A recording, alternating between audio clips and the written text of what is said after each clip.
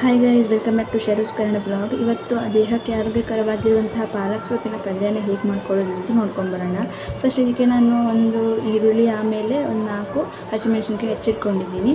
ಅದಾದಮೇಲೆ ನಾನು ಏನು ಮಾಡಿದೆ ಅಂತಂದರೆ ಸ್ಪಿನಾಚ್ ಅಂದರೆ ಪಾಲಕ್ ಸೊಪ್ಪು ಮತ್ತು ಸ್ವಲ್ಪ ಒಂದು ಪೊಟ್ಯಾಟೋನ ಕಟ್ ಮಾಡ್ಕೊಂಡ್ಬಿಟ್ಟು ಅದನ್ನ ಸ್ವಲ್ಪ ನೀರಲ್ಲಿ ಉಪ್ಪು ಹಾಕ್ಬಿಟ್ಟು ಬೇಯಿಸ್ಕೊಳ್ತಾ ಇದ್ದೀನಿ.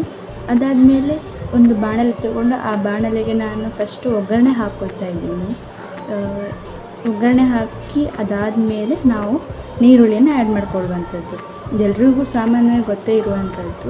ಗೊತ್ತಿಲ್ಲದೆ ಇರೋರಿಗೆ ತುಂಬ ಉಪಯೋಗ ಆಗುತ್ತೆ ಅಂತ ನಾನು ಈ ರೀತಿ ಹೇಳ್ತಾ ಇದ್ದೀನಿ ಅಷ್ಟೇ. ಈ ಥರ ಸೊಪ್ಪನ್ನು ನಾವು ದಿನಾಲೂ ತಿಂತಾ ಇರಬೇಕು, ಯಾಕಂದರೆ ನಮ್ಮ ದೇಹಕ್ಕೆ ತುಂಬಾ ಒಳ್ಳೆಯದು. ಇದು ಸ್ಪಿನಾಚ್ ಅಂದರೆ ಪಾಲಕ್ ಸೊಪ್ಪು ಇದೆಯಲ್ಲ, ಅದಂತೂ ತುಂಬಾ ಒಳ್ಳೆಯದು ಆರೋಗ್ಯಕ್ಕೆ.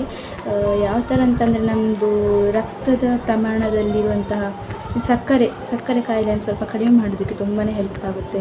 ಅದಾದಮೇಲೆ ಯಾರು ಫೀಡ್ ಮಾಡುವಂಥವ್ರು ಇದ್ದೀರಲ್ಲ, ಬೇಬಿಗೆ ಫೀಡ್ ಮಾಡುವಂಥವ್ರು ಇದ್ದಾರಲ್ಲ, ಅವರಿಗೆ ನ್ಯೂ ಮದರ್ಸಿಗೆ ತುಂಬಾ ಒಳ್ಳೆಯದು ಇದು. ಸೊ ಇಲ್ಲಿ ನೋಡ್ತಾ ಇರ್ಬೋದು, ನಾನು ಈರುಳ್ಳಿ ಮತ್ತು ಹಸಿಮೆಣ್ಸಿನ್ಕಾಯಿ ಒಗ್ಗರಣೆ ಆದಮೇಲೆ ಇದಕ್ಕೆ ಆ್ಯಡ್ ಮಾಡ್ಕೊಂಡಿದ್ದೀನಿ.